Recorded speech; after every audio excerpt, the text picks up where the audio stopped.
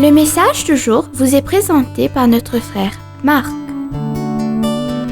Salut, chers bien-aimés de notre Père Céleste. Aujourd'hui, je vous propose à tous quelque chose de spécial. J'ai reçu un message d'un pasteur américain que je trouve si intéressant et si accueillant en ces jours que nous vivons maintenant. Le titre est « Comment grandir par le changement ». Je reproduirai exceptionnellement ce message pour vous afin que vous puissiez comprendre et saisir le contenu. Que Dieu vous bénisse tous. Le changement vient fréquemment dans la vie et dans le ministère. La seule chose que vous pouvez prédire sur l'avenir, c'est que demain sera différent d'aujourd'hui. Chers bien-aimés, le changement est inévitable et la portée et la vitesse du changement que nous vivons actuellement auraient été presque imaginables pour les dirigeants des générations précédentes. Un pasteur a dit un jour, il n'y a aucune croissance sans changement. Il n'y a aucun changement sans perte. Il n'y a aucune perte sans douleur. Et il n'y a aucun dommage sans douleur. Bien-aimés, Dieu peut utiliser le changement dans votre vie et votre ministère pour faire de vous une bien meilleure personne et un meilleur pasteur. Mais vous n'aurez pas de croissance sans douleur. Comment tirer le meilleur parti du changement auquel vous faites face en ce moment? Voici 8 principes de croissance par le changement.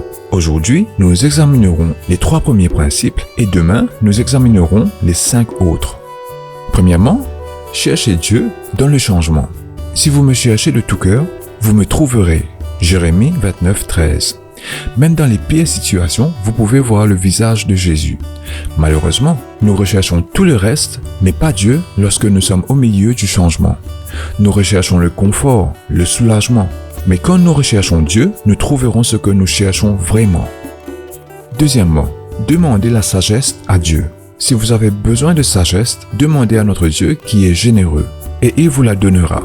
Il ne vous réprimandera pas pour avoir demandé, selon Jacques chapitre 1 verset 5.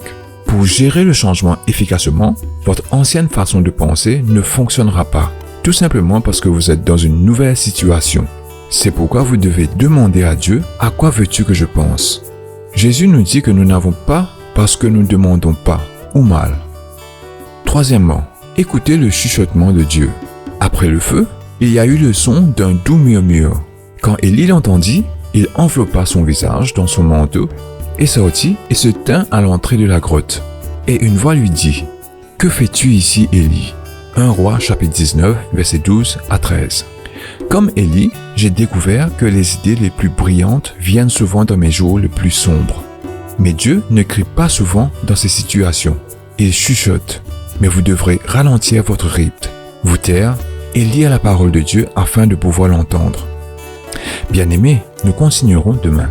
Essayez d'examiner attentivement les versets ci-dessus et appliquez-les dans votre vie. Le changement arrive et le changement se produira, que cela nous plaise ou pas. Il vaut mieux donc subir des changements à la lumière de la parole de Dieu et dans la puissance de l'Esprit. Que Dieu vous bénisse tous. Profitez de votre journée en lui. Au revoir.